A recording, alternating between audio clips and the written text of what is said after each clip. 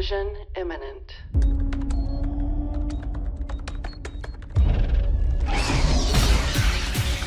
Impact in 4, 3,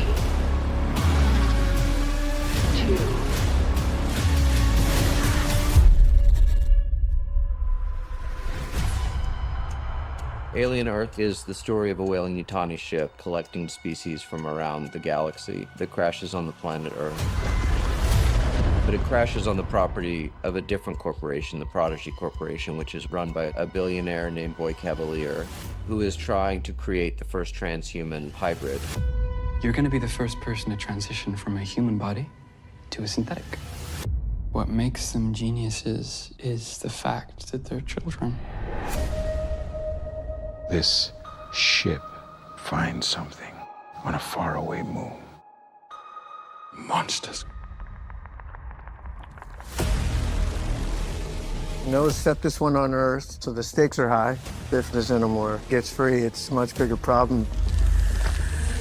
All of the creatures, they're this mix of sci-fi and horror. When aliens come to our planet, we realize they're really the thing of nightmares, which we're gonna give people. This is really good, suspenseful horror storytelling. It's going to be a thrill ride. Noah's basically gone, how far can I push this? Get chased by the alien, feel the fear, the horror that we all felt when we watched those amazing original films. Are there going to be dead bodies? Don't think about that. The hero is a character named Wendy, a 12-year-old girl who finds herself in a synthetic adult body. She's been separated from her family as part of the secret project that the Prodigy Corporation has done. There you are.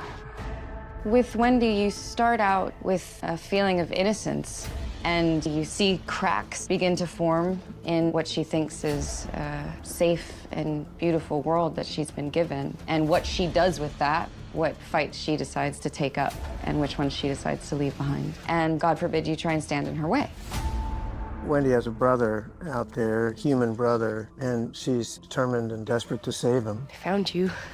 This Weyland-Yutani spaceship has crashed into a Prodigy building. I'm part of a team that responds to the crisis. It turns out it's not just a rescue mission, that this is actually a very dangerous ship filled with these hostile creatures, and they go in unprepared for that.